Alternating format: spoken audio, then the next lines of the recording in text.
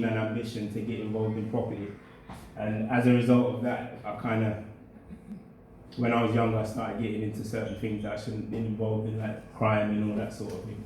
But I always, as I said, I always wanted to do something business related, particularly related to property.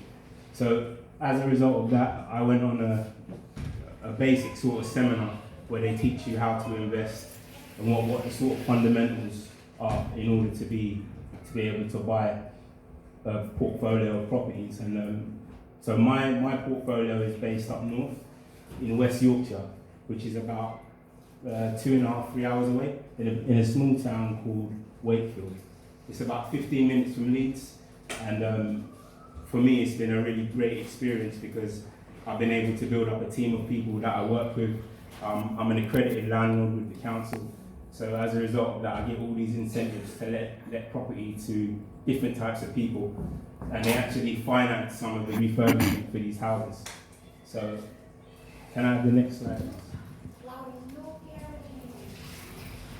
So for me, I think property is one of the most viable asset classes, and as a result of that, it's created more millionaires than any other asset class. According to the Sunday Times Rich List, it's the biggest source of wealth for all the millionaires and billionaires that are listed, and that was in the 2018 Rich List as well as the 2019 Rich List.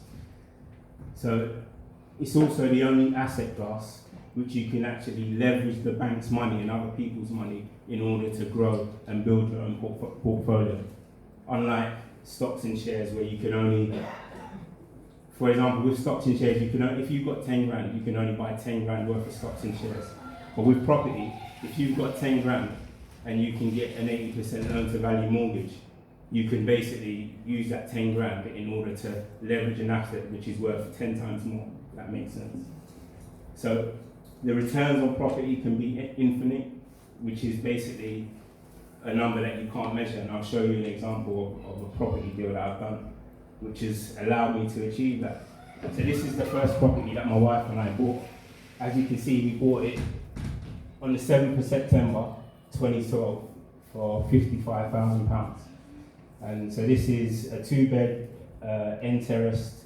It's got a front and back garden, and that particular property, we managed to buy this by putting an advert in a local newspaper. It's what we call a gold mine ad. I don't know if you've seen them, the little adverts that appear in the paper saying we buy houses, any price, any condition, that sort of thing. And so basically we targeted a motivated seller, someone who needed to sell. And this guy sold us this house for 55 grand. So that was in 2012, and that house now is worth about 100 grand. So we were in a position now where I think we paid a deposit of about 20%. So the deposit on that was about 12 grand. And that is now, it's doubled in value pretty much. So it's gone up to 100 grand, as I say, and what was that in 7 years? So typically what I've always been told is that property doubles every 8 to 10 years. And that's just an average of what's happened over the course of history. So can I have the next slide? But this is an example, as I say, like as you can see, that's a sold subject to contract at 109,000, and that's the same road that property that I just showed you is based on. Okay, so this is a buy-to-let strategy that I used on that property. So as I said, I put this advert in the newspaper, in the local paper. Someone called me up, as I mentioned, and we bought that property using a mortgage. Initially, the mortgage was 41,000. Our mortgage payment at the time was £120 per month, and we had some monthly operating expenses of £125, and the rent at the time, as stated there, is £450. So after all costs, we're cash flowing £200 a month. And I know it's only £200 a month, but when you put it into context, that £200 a month on our initial investment, which, as I say, was about 12 grand as an initial deposit for the mortgage, and then we had about, I think it was about 6 to 8,000 for refurbishment costs.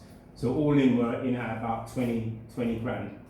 But that £200 represents, so you've got £200 times 12, so you've got 2400 net over 20 grand. So you're looking at a return of about 11%.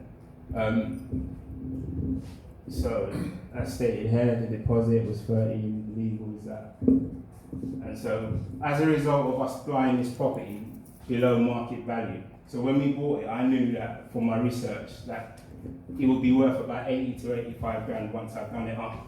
So when I've done it up after 6 months, what I've done is I then went back to the mortgage lender and said, well look, the property is now worth 80 to 85 grand. And they gave me a new mortgage, and what I've done is took out the majority of my initial investment. And at that point, or at this point now, it's now a property investment which is generating an infinite return because I've got all my money back. And that allows me to go on and basically do the same thing again.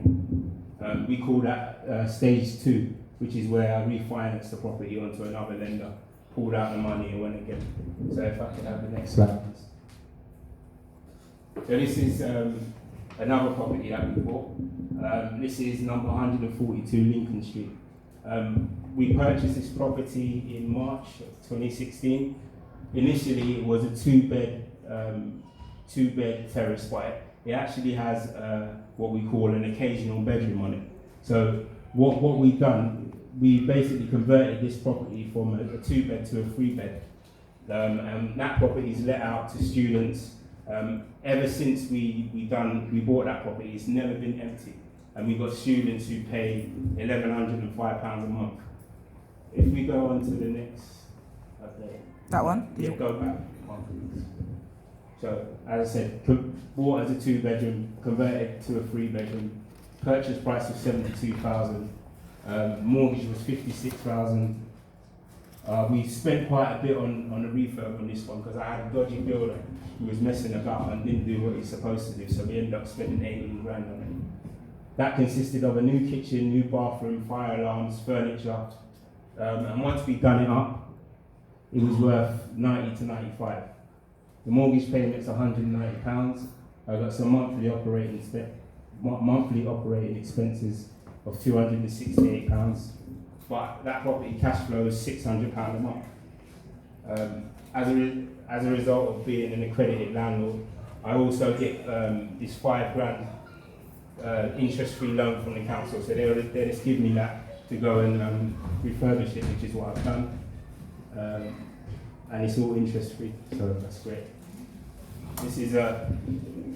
This is what it looked like once we gutted it all. So we completely went back to brick.